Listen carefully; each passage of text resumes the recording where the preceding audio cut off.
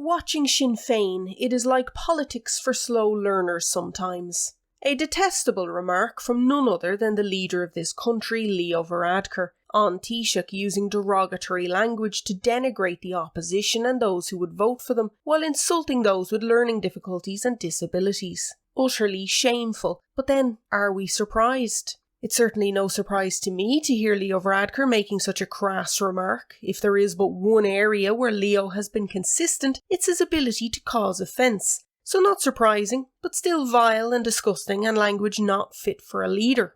I often genuinely wonder if Leo Varadkar has an empathetic bone in his body. It certainly doesn't appear so. He routinely comes across as indifferent to the struggles of ordinary people, and is certainly out of touch with the realities of life for those of us who can't access the bank of mum and dad, for example, or in other words, those of us who are not born into financial security. But this comment is bad even for him. His logic appears to be to have a pop at Sinn Féin at every opportunity without realising or caring that this strategy only appeals to the core Fine Gael voters. But to call Sinn Féin policies politics for slow learners? I mean, does he honestly think that that will win him any floating voters? He's just insulted 30-odd% of the voter base, plus those undecided voters who might be considering Sinn Féin, and anyone who has or knows someone with learning difficulties. I mean, honestly, who outside of the hardcore Fine Gael voter base would think that this was a clever remark to make?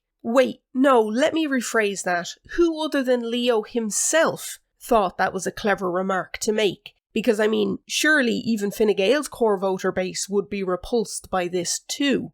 Oh, but he was referencing Seamus Mallon when he said it about the Good Friday Agreement 25 years ago. Ah, I see. Except, well, no, I don't see. That remark 25 years ago drew ire at a time when we were certainly not as politically correct as we are now and not as aware of how powerful language can be. But we still knew then it was a dodgy comment to make. And we sure as hell know now that it is not acceptable. And yet here Leo Varadkar is thinking he is being clever, yet coming across as nothing more than a crass bully boy.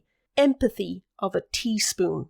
And if you were thinking that surely once the obvious was pointed out to him that he'd swiftly move to apologise, well, you'd be wrong. Again, not really a surprise, is it? How often have we heard him spew pure waffle, get caught out and shown up as a gaslighting liar, only to double down, deflect and go on the attack instead?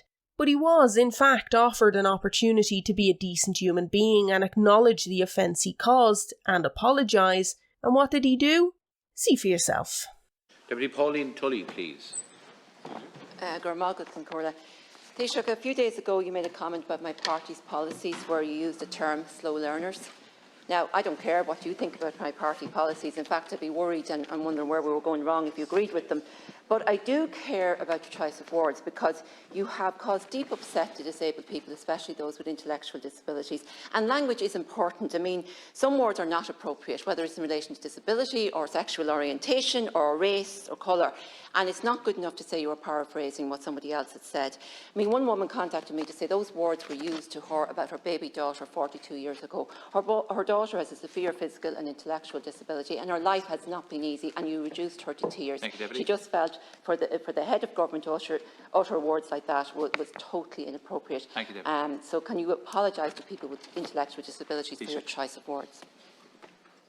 Deputy, I appreciate that people need to be sensitive in the words they use, and that applies to you and your party as well.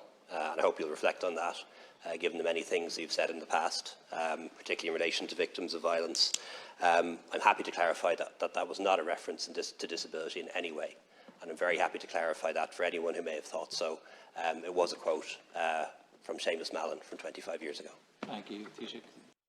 So, to summarise, he doesn't need to apologise because he said so, and anyone who thinks he should is wrong. Oh, and Sinn Féin bad. At what point does he realise that he should stop digging? Or is that not an option?